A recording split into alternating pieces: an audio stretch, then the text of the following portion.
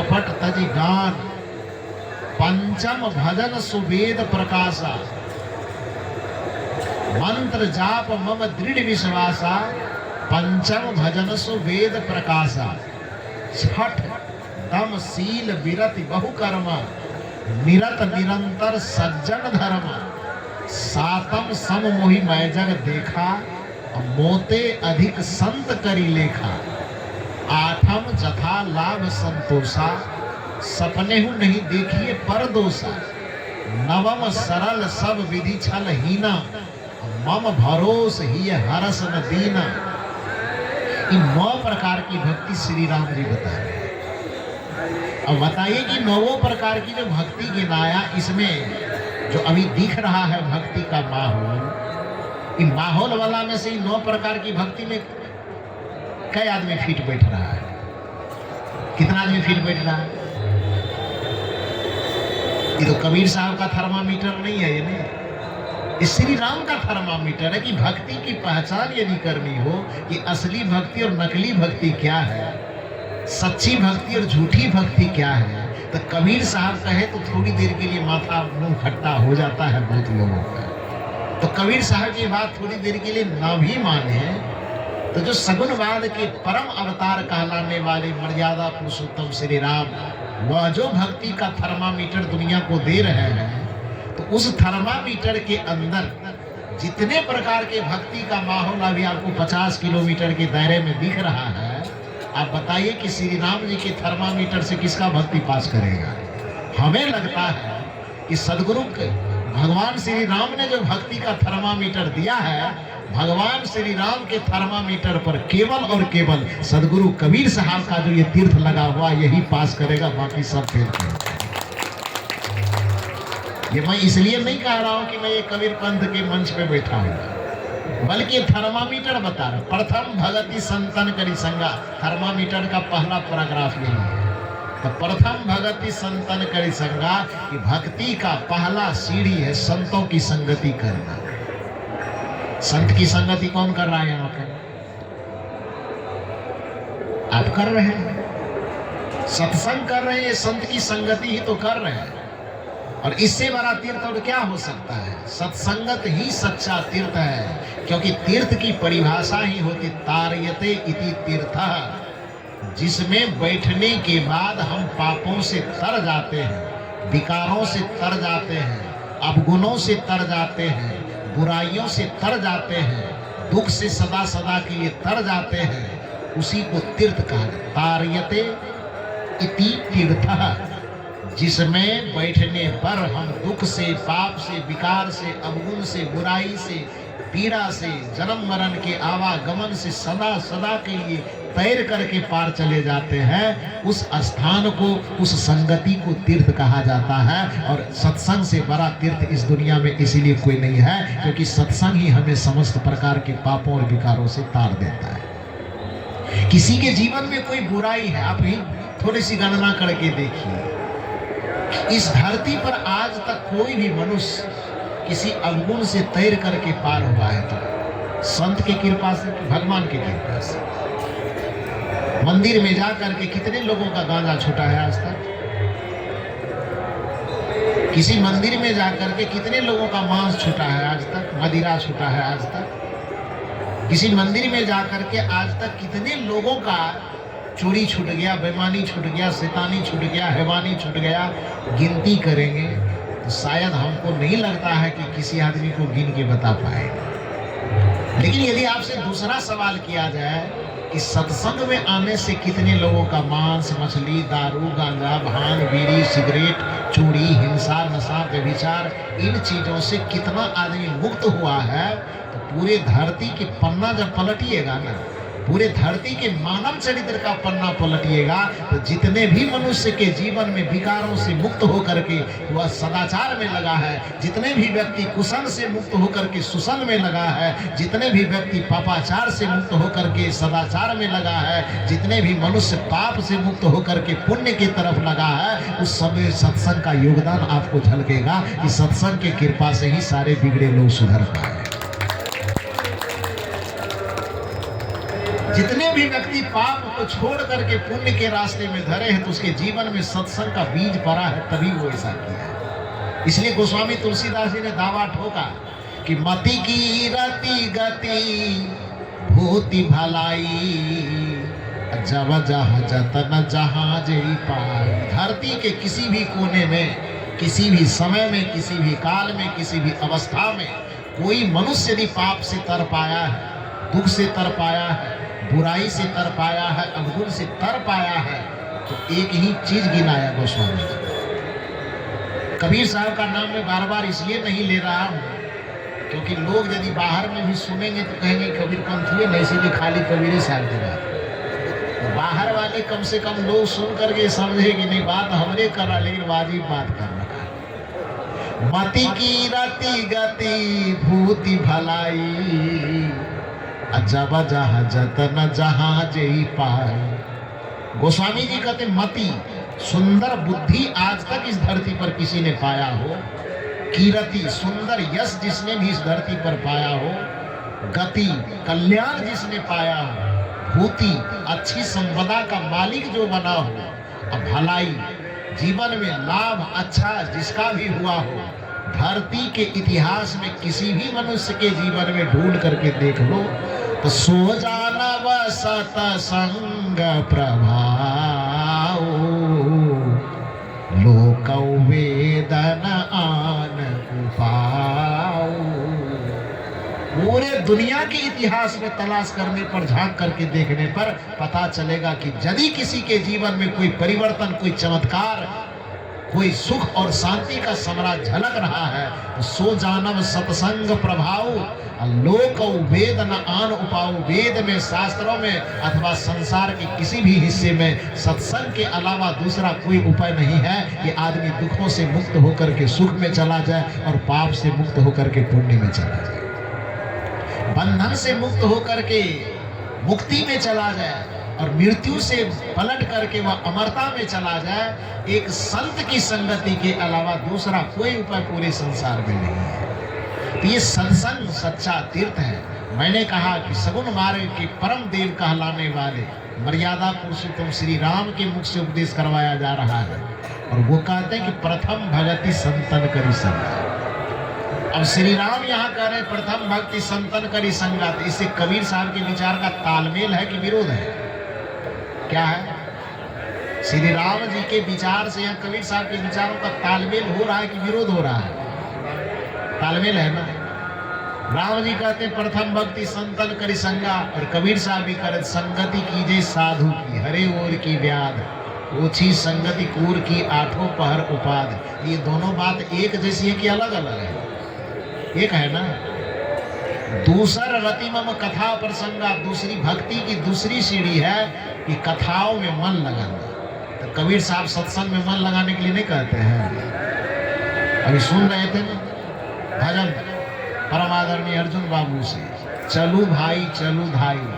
कहाँ चलना है? तो सत्संग धाम रे जहाँ होत निस दिन निर्मल बुद्धि सद्ज्ञान रे। निर्मल बुद्धि से युक्त इस सत्संग का जहां जहां पर कथा प्रवाह होता हो उसमें व्यक्ति को डुबकी लगाना चाहिए, क्योंकि सत्संग रूपी तीर्थ में डुबकी लगाने का फल भविष्य में मिले ऐसी बात में दुनिया के जितने तीर्थों में डुबकी लगाने जाएंगे वहां पर जो डुबकी लगवाने वाले पंडित बैठे हैं वो कहेंगे अभी डुबकी लगाइएगा तो इसका फल अगले साल मिलेगा या अगला जन्म में मिलेगा। लेकिन सत्संग एक ऐसा तीर्थ है जिसके लिए संत यह कहते हैं कि अभी डुबकी लगाइए और अभी फल मिलेगा। मज्जन फल पेखिए तत्काला, गोस्वामी जी कहते हैं। कबीर साहब की गारंटी तो बाद में देखिएगा। गोस्वामी तुलसीदास जी कहते हैं कि मज्जन फल पेखिए तत्काला। तत्काल माने क्या होता है? तुरंत, अभी अभी कीजिए और पाइए। इधर से दीजिए इधर पाइए, इधर कीजिए इधर पाइए। गोस्वामी तुलसीदास जी कहते मज्जन फल पेखिए तत्काला काक हो ये पिक बकऊ मराला। यदि कौवा की प्रवृत्ति लेकर के कोई इस सत्संग में डुबकी लगा लिया तो डुबकी तो लगाया कौवा बन करके, लेकिन निकलेगा उधर से कोयल बनकर। डुबकी लगाया है बगुला बन करके, निकलेगा उधर से हंस बन के। काक होय पिक, काक मन कौआ और पिक मन कोयल। गोस्वामी जी कह रहे हैं कि मज्जन फल पेखिए तत्काला, काक होय पिक, कौआ कोयल हो जाएगा। अब बकऊ मराला, बकऊ मन बगुला और मराला मन हंस। गोस्वामी जी कहते कि इस सत्संग रूपी तीर्थ में, इस सत्संग रूपी गंगा में यदि कोई व्यक्ति मन से डुबकी मार रहा है तो उसका फल अगले जन्म में पाने की जरूरत नहीं है, तत्काल फल मिलेगा। यदि कौवा बन करके आया, डुबकी लगाया तो कोयल बन जाएगा। यदि बोगला बन करके डुबकी मारा तो तत्काल हंस बन जाएगा। तो शरीर से बोगला हंस नहीं बनेगा, शरीर से कौवा कोयल नहीं बनेगा, और शरीर से बदलने की जरूरत भी है। दुख शरीर के कारण तो मिलता नहीं है, दुख मन के कारण मिलता है। इसलिए बदलना तन को नहीं है, बदलना मन को है। इस ज्ञान रूपी गंगा में डुबकी लगाने से हमारा मन बदल जाता है। पाप से भरा हुआ मन पुण्य से भर जाता है, क्रोध से भरा हुआ मन करुणा से भर जाता है, नफरत और घृणा से भरा हुआ मन सीधे बदल करके प्रेम और दया से भर जाता है, क्रूरता और कठोरता से भरा हुआ मन तुरंत बदल करके कोमलता से, सहनशीलता से भर जाता है, दया से भर जाता है, क्षमा से भर जाता है। ये बदलाव होता है। और जिसके मन में कठोरता और क्रूरता है वो भवसागर में डूबेगा, और जिसके मन में कोमलता है और करुणा है भवसागर से उबर जाएगा। जिसके मन में नफरत और घृणा है वो भवसागर में डूब जाएगा, और जिसके मन में क्षमाशीलता और प्रेम है, दया है, वो भवसागर से उबर जाएगा। जिसके मन में अहिंसा है वो जिसके मन में हिंसा है वो भवसागर में डूब जाएगा, और जिसके मन में अहिंसा का भाव भरा हुआ है वो भवसागर से उबर जाएगा। जिसके मन में प्राणियों के प्रति नफरत और घृणा भरी हुई है वो भवसागर में डूब जाएगा, और जिसके हृदय में प्रेम और करुणा भर गया है वो भवसागर से सदा सदा के लिए तर जाएगा। तो हृदय में कठोरता को मिटा करके करुणा भरने का काम एक ही तीर्थ में होता है, उस तीर्थ का नाम है सत्संग रूपी तीर्थ। सौभाग्य है कि सत्संग रूपी यहाँ पर हम लोग मेला में आए हैं, कुंभ महामेला में, और उस कुंभ महामेला में भी हमको सच्चे तीर्थ का दर्शन संतों के माध्यम से हो रहा है। जिन संतों की कृपा से यह दर्शन लाभ हो रहा है उस संत को आप लोग नमन कीजिए, उनको धन्यवाद दीजिए कि उनकी कृपा से आप इतनी भीड़ में आए हैं ठहरने का, भोजन करने का, और साथ साथ इस ज्ञान गंगा में डुबकी लगाने का, ज्ञान गंगा में स्नान करने का आपको लाभ दे रहे हैं। वो संत निश्चित ही, वो कार्यकर्ता निश्चित ही वंदनीय है, आदरणीय है। तो मैंने कहा कि इस महाकुंभ की मेला में हम सब लोग पधारे हैं तीर्थ करने के ख्याल से। खैर वो बाहर का तीर्थ समय परिस्थिति के अनुसार करते हैं, करना भी चाहिए। मैंने कहा हाँ, यदि किसी के मन में हो कि वहाँ डुबकी लगाने से पाप कट जाएगा तो एक भ्रम है, वहाँ पाप नहीं कटेगा किसी का। पवित्र नदी है, स्नान करते हैं, करना चाहिए। कुंभ में मैं ये नहीं कहता हूँ कि नहीं आना चाहिए। कुंभ के अलावा भी दूसरे जगह पर जहाँ पर विभिन्न संस्कृतियों के लोगों के मिलने का जगह हो, जहाँ पर विभिन्न विचारधारा आकर के एक जगह इकट्ठा होता हो, जहाँ पर विभिन्न समाज और संप्रदाय के लोग एक जगह आकर के अपने विचार का आदान प्रदान करता हो, समय और मौका निकाल करके कभी कभी ऐसे ऐसे जगहों पर घूमना चाहिए, जाना चाहिए। यह आना बुरा नहीं है, आना चाहिए। लेकिन यदि इस ख्याल से हम यहाँ आ रहे हैं कि बस चाहे हम जैसे खान पान करें, जैसा रहन सहन करें, उल्टा करें कि सीधा करें, उस जगह पर जाएंगे, खाली एक बार नदी में डुबकी लगाएंगे पाप कट जाएगा, तो ये इससे बड़ा भरम दुनिया में कुछ नहीं होगा। पाप नहीं कटेगा। बुराई करने वाले का पाप कभी नहीं कटता है। बुराई एक ऐसा बीज है, बुराई जिसके बारे में कबीर साहब ने कहा कि करे बुराई सुख चाहे, कैसे पावे कोई, रोपे पेड़ बबूल का। सवाल किया कबीर साहब ने, तुम ही बताओ कि रोपे पेड़ बबूल का तो आम कहाँ से?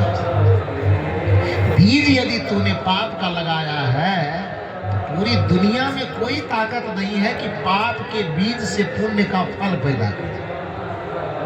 बीज तूने आग का लगाया है तो दुनिया की कोई ऐसी ताकत नहीं है कि उस आग के बीज से कोई बर्फ का फल निकाल दे। यदि तुमने अशांति का बीज बोया है, यदि तुमने किसी को सता करके आंसू का बीज बोया है, तो दुनिया की कोई ऐसी ताकत नहीं है कि तुमको मुस्कुराहट और प्रसन्नता का फल दे दे। यदि तुम मुस्कुराहट अपने चेहरे पे पाना चाहते हो मेरे भाई, तो सदैव दुनिया में मुस्कुराते हुए कर्म को, मुस्कुराने वाले योग्य कर्म का बीज छींटना शुरू कीजिए। जब दूसरों के लिए मुस्कुराहट का बीज छींटेंगे तो आपको भी स्वाभाविक रूप से वो मुस्कुराहट मिल जाएगी। यदि दूसरों के लिए आप शांति का बीज छींटेंगे तो आप भी उस शांति को पाने के अधिकारी हो जाएंगे।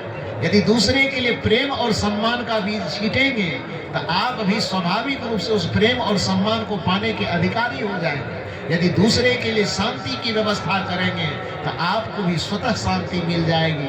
जब दूसरे को आप सहयोग करेंगे तो आपको भी पूरे प्रकृति के माध्यम से सहयोग मिलना शुरू हो जाएगा। दूसरे को आप जो भी बांटेंगे वह मिलेगा। यही कारण है कि जब हम देखते हैं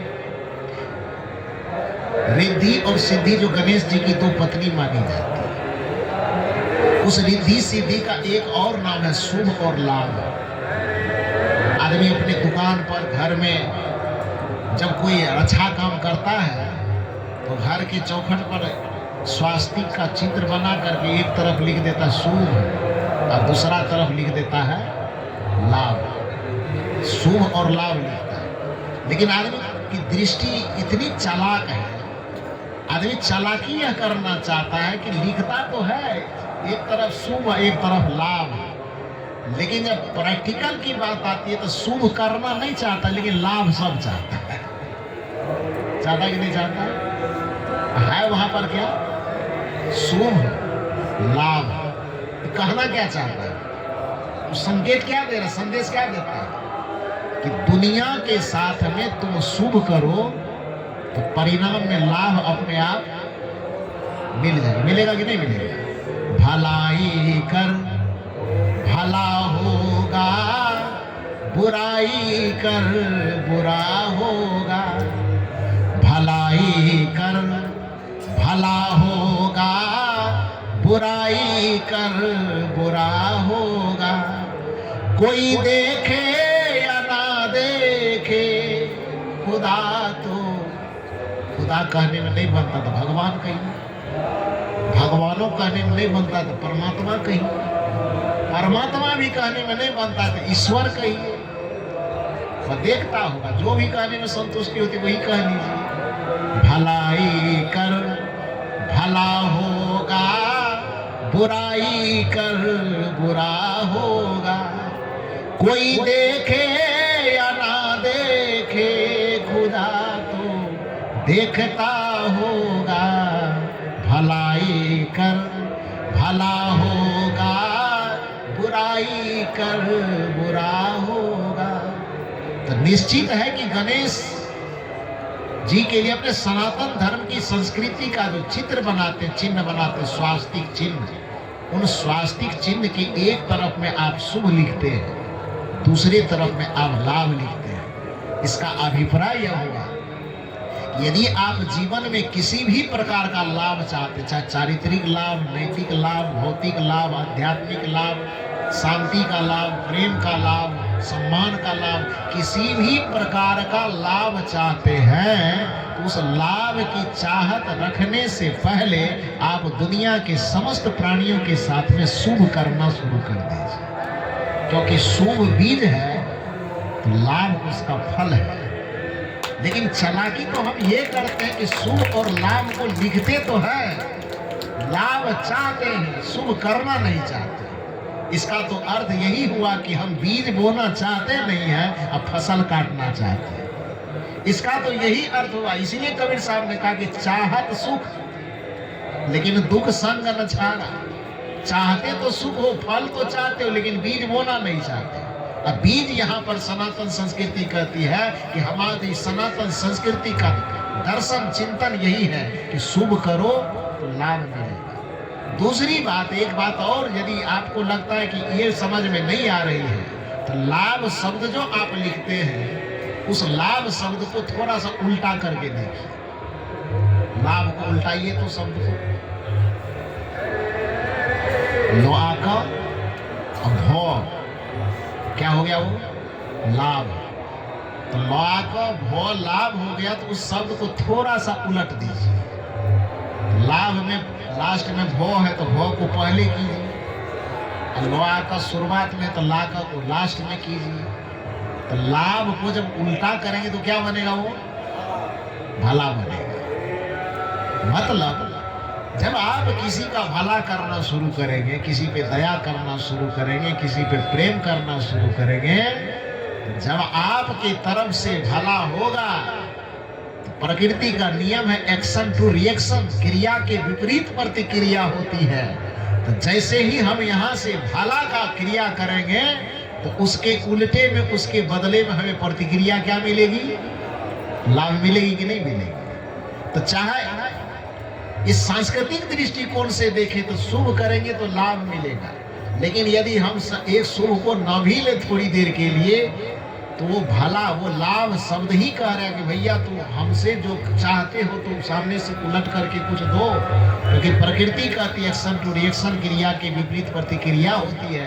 तो जो चीज आप फेंकते हैं वही चीज आपको मिलता है। एक दीवार हो सामने में, और उस दीवार के सामने खड़े हो करके आप भजन गाना शुरू कीजिए, उस दीवार से आवाज टकरा करके आपके कान तक क्या लौटेगी, क्या लौटेगी, भजन लौटेगी। और उसी दीवार के सामने खड़े होकर के एकदम जितना गायत्री मंत्र जानते हैं, गायत्री मंत्र समझ रहे हैं ना, उठपटांग गाली गलौज जो भी आपके मुंह में आता है, उस दीवार के सामने में खड़े होकर के गाली बकना शुरू कीजिए। उस दीवार से रिटर्निंग आवाज जो आएगी आपके कान तक, वो क्या सुनाई देगा, मंत्र सुनाई देगा, ये गाली। दीवार के सामने नहीं समझ में आता तो कोई कुआं वगैरह होता है, अब तो कुआं का जमाना नहीं है। हम लोग के बचपन में हम लोग 2-4 कुआं हम लोग देखे हैं, तो जाते थे कभी कभी कुआं के दीवार के सामने खड़े होकर के खूब चिल्लाते थे। इधर से चिल्लाते थे तो जितना इधर से आवाज लगाते थे उतने ही जोर से उधर से आवाज आती थी। कभी कभी कोई गाना गाते, गाना गाती थी, इधर से उधर से भी गाना सुनते थे ना। तो चाहे किसी घर में हो, चाहे कुआं में, चाहे कोई भी दीवार के सामने जब आप खड़े होकर के मुंह से भी भजन गाएंगे, तो वह दीवार से टकरा करके वह आवाज आपके कान तक भजन के रूप में लौटेगी। यदि आपने कुछ गाली बका, अब शब्द बका, तो वो दीवार लौटा करके आपको क्या देगा, भजन, गाली ही देगा ना। तो जब प्रकृति का नियम है क्रिया के विपरीत प्रतिक्रिया, तो क्रिया यदि आपने भला का किया, तो उसके उल्टे में प्रतिक्रिया स्वरूप आपको लाभ मिलेगा। तो दुनिया में यदि जीवन में किसी भी प्रकार का लाभ चाहते हैं, शांति का लाभ चाहते हैं, मोक्ष का लाभ चाहते हैं, मुक्ति का लाभ चाहते हैं, कल्याण का लाभ चाहते हैं, आवागमन से पार हो जाने का लाभ चाहते हैं, भवचक्र से छूटने का लाभ चाहते हैं, तो एक ही सूत्र है, एक ही तीर्थ है, एक ही पूजा है, एक ही व्रत है कि आप दुनिया के समस्त प्राणियों के प्रति भला करना शुरू कर दीजिए। जीवन में सभी प्रकार का लाभ आपको अपने आप मिलना शुरू हो जाएगा। शुभ करना शुरू कर दीजिए, आपको लाभ मिलना शुरू हो जाएगा। तो मैंने कहा कि भक्ति वह नहीं है जो बाहर में केवल दिखता है वेशभूषा से, अग्नि साफ करने से, कि जटा बढ़ाने से, कि तिलक, हाँ ठीक है वो अपना श्रृंगार है, कोई करता है तो उसकी कोई शिकायत भी नहीं है। किसी को उजला पहनना पसंद आता है, बड़ी अच्छी बात है। किसी को लाल पहनना पसंद आता है, वो भी अच्छी बात है। किसी को बेल मुड़ा करके रखना, माथा मुंडन करके रखना अच्छा लगता है, अच्छी बात है। किसी को जटा बढ़ा के रखना अच्छा लगता है, वो भी अच्छी बात है। अपने अपनी मौज के अनुसार जिस प्रकार का वेशभूषा है, कोई आपत्ति की बात नहीं है। लेकिन भक्ति का उससे कुछ लेना देना नहीं है। भक्ति का लेना देना है मन की सरलता से, भक्ति का लेना देना है मन की पूजा से, भक्ति का लेना देता है मन की पवित्रता से, भक्ति का लेना देना है हृदय की निर्मलता से, भक्ति का लेना देना है हृदय की दया से, क्षमा से, प्रेम से, करुणा से। इसलिए श्री राम जी कहते हैं कि प्रथम भगति संतन करी संगा, और दूसर रतिमम कथा प्रसंगा। तो दूसरा भक्ति हम लोग कर रहे हैं कि नहीं कर रहे हैं? अभी हो रहा है ना दूसरा भक्ति। दो भक्ति तो हम लोग का हो गया। प्रथम भक्ति संतन कर संगा और दूसर रतिमम कथा प्रसंगा और गुरुपद पंकज सेवा तीसर भगति अमान।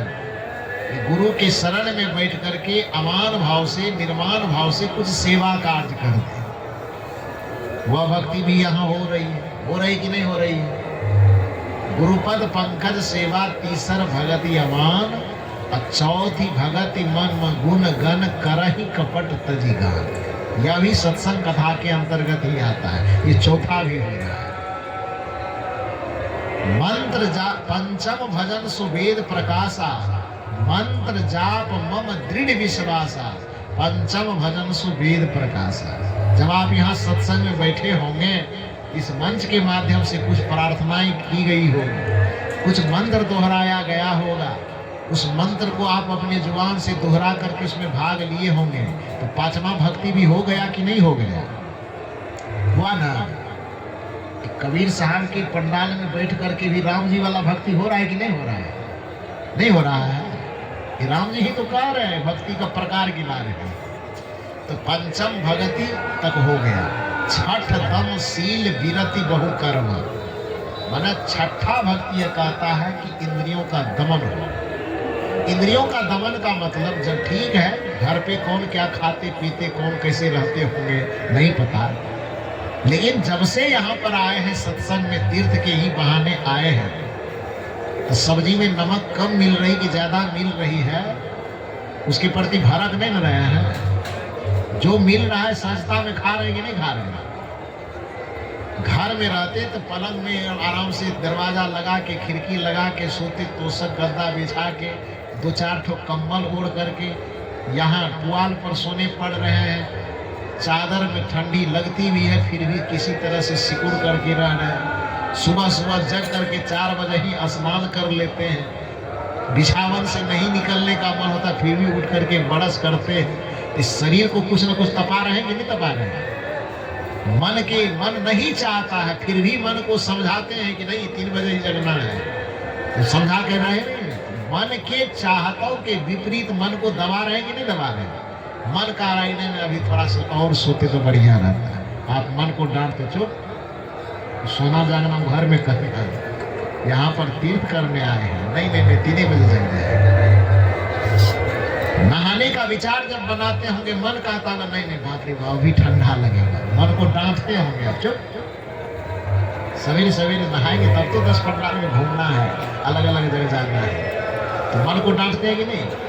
तो मन को डांट करके मन की चाहना और इच्छा को दबाना ही दम कहलाता। दमन मैंने दबाना। तो छठ दम सील विरति बहु कर्म। यहाँ आए विरति मैंने विरक्त हो, अब बहु कर्म, बहुत सारे कामों से अपने आप को अलग कर लेना। तो यहाँ पर जब आप आए हैं तो घर में चाहे जितना भी काम आप करते हो, लेकिन यहाँ पर आए हैं तो एक भक्ति के अलावा, एक मन में श्रद्धा के अलावा, एक मन में प्रेम के अलावा, गुरु के अलावा, संत के अलावा और सब काम से छुट्टी मिली है कि नहीं मिली है? और कामों से विरक्ति मिली कि नहीं मिली? तो छठ दम सील विरति बहु कर्म, बहुत सारे कर्मों से निपट करके, बहुत सारे कर्मों को छोड़कर बस एक गुरु के स्मरण में, एक संत और सत्संग के स्मरण में अपने मन को लगा करके मन में उठने वाले किसी भी विचार और वासना को दबाना, यह छठी प्रकार की भक्ति का है। वो तो छठा भक्ति हम लोग कर रहे हैं कि नहीं कर रहे हैं? बोलिए थोड़ा बढ़िया से, कर रहे हैं। सातम, अब राम जी का सातम सम मोहि मैं जग देखा। जितने प्रकार के लोग नजर आते हैं, सब में भगवान का दर्शन करना, सब में भगवान को देखना, ये 7वीं प्रकार की भक्ति है। उसमें एक चीज और देते हैं, सातम सम मोहि मैं जग देखा, लेकिन मोते अधिक संत करी लेखा। श्री राम जी कहते हैं कि दुनिया में जो भी नजर आवे, हर नजर आने वाले में तुमको भगवान नजर आना चाहिए, लेकिन कदाचित कोई संत दिख जाए तो संत को मेरे समान मत समझना, बल्कि भगवान से भी बड़ा मान करके उस संत को आदर देना, संत की सेवा करना, ये 7वीं प्रकार की भक्ति है। ये 7वां भक्ति हम लोग अभी कर रहे हैं कि नहीं कर रहे हैं? हो रहा है कि नहीं हो रहा है? स्वाभाविक हो रहा। जैसे माहौल में आए हैं कि हम नहीं भी चाहेंगे फिर भी वह स्वाभाविक होने लगेगा। तो ये सातवीं भक्ति भी हो गई। आठम जथा लाभ संतोषा, सपने ही नहीं देखिए परदोषा। कि आठवीं भक्ति है कि जो मिल जाए उसी में संतुष्ट हो जाओ। तो अभी हम बता ही दिए कि घर में उदूरी पे बैठ के कौन खाएगा? अभी घर में पुआल पे किसी को सोने देंगे, कौन सोएगा? नहीं सोएगा। लेकिन यहाँ सो रहे हैं और आनंद के साथ सो रहे हैं। जो दे रहा है बना के खा रहे हैं, जहां बैठा करके खिला रहा है खा रहे हैं। लेकिन मन में कोई कूड़ है, मन में कोई चीड़ है, मन में कोई जलन है, कुछ है? जो मिल रहा है खा रहे हैं, संतुष्टि पूर्वक खा रहे हैं। जैसे सोना हो रहा है सो रहे हैं, संतुष्टि पूर्वक सो रहे हैं। तो आठम जथा लाभ संतोषा। आठवीं भक्ति यह है कि जो कुछ भी हमें मिल रहा है, जला मिल रहा है, पका मिल रहा है, उल्टा मिल रहा है, सीधा मिल रहा है, ठंडा मिल रहा है, गर्मी मिल रही है, कोई फर्क नहीं। आठम जथा लाभ संतोषा, सपने नहीं देखिए परदोषा। 5 दिन या 3 दिन जिसको जितना दिन इस कुंभ में आने से हुआ है, अभी सपना भी देखते होंगे तो सपना में किसी को गाली देते होंगे। कोई सास पुतोह वाला झगड़ा सपना में भी देखते हैं कि नहीं देखते हैं? नहीं देखते हैं, उघारे पर देखते होंगे। यहाँ आए हैं तो अभी जब सपना भी देखते होंगे तो उधर से सीताराम सीताराम की आवाज आती होगी, उधर से राधे श्याम की आवाज आती होगी, उधर से सदगुरु शरणम की आवाज आती होगी। मतलब कोई न कोई सपना भी देखते होंगे अभी तो अच्छा देखते हैं। तो सपने हो नहीं देखिए परदोषा। नवम सरल सब विधि छल ही ना, मम भरोस ही हरस न दीना। कि नवी भक्ति यह है कि हृदय में किसी भी प्रकार का कोई छल कपट प्रपंच ना हो। सब प्रकार से अपने आप को गुरु पे भगवान पे अर्पण करके अपने जीवन को हल्का कर लेना, यह नवी प्रकार की भक्ति है। और ये नवों प्रकार की भक्ति किसके द्वारा बताई गई है? श्री राम के द्वारा। श्री राम कौन है? सगुणवादियों की दृष्टिकोण में मर्यादा पुरुषोत्तम भगवान श्री राम है, और निर्गुणवादियों के दृष्टिकोण में मर्यादा पुरुषोत्तम श्री राम। तो चाहे इधर से देखो इधर से देखो, श्री राम के द्वारा जो ये नवधा भक्ति बताई गई है, ये कबीर साहब की भक्ति से तालमेल खाती है कि विरोध दिखती है? तालमेल खाती है ना। सच्चा तीर्थ चाहे राम जी से पूछो, चाहे कबीर साहब से पूछो, चाहे बुद्ध से पूछो, चाहे महावीर से पूछो, चाहे नानक से पूछो, जिन किसी से भी पूछोगे सच्ची भक्ति यही बताएंगे। जो सच्चा भक्ति अभी हम लोग यहाँ माहौल देख रहे हैं जो कर रहे हैं, तीर्थ के ख्याल से हम आए थे। सचमुच में वो बाहरी तीर्थ का तो लाभ हम लोग ले ही रहे हैं। इन संत महापुरुषों के द्वारा जो ये समागम का संत समागम का अवसर लगाया गया, इसमें सच्चा तीर्थ और सच्ची भक्ति हमारी हो रही है। जिनके मार्फत से कार्यक्रम हो रहा है उन महापुरुषों को बहुत बहुत आभार, बहुत बहुत साधुवाद, बहुत बहुत उन सबके प्रति कृतज्ञता ज्ञापित करते हुए, और आप सब इतनी ठंडी में भी इन विचारों से लाभ ले रहे हैं, बैठ करके शांतिपूर्वक सुन रहे हैं, आप लोगों को भी बहुत बहुत साधुवाद देते हुए बस अपनी वाणी को मैं यहीं पर विराम देता हूँ। बोलिए सदगुरुदेव की।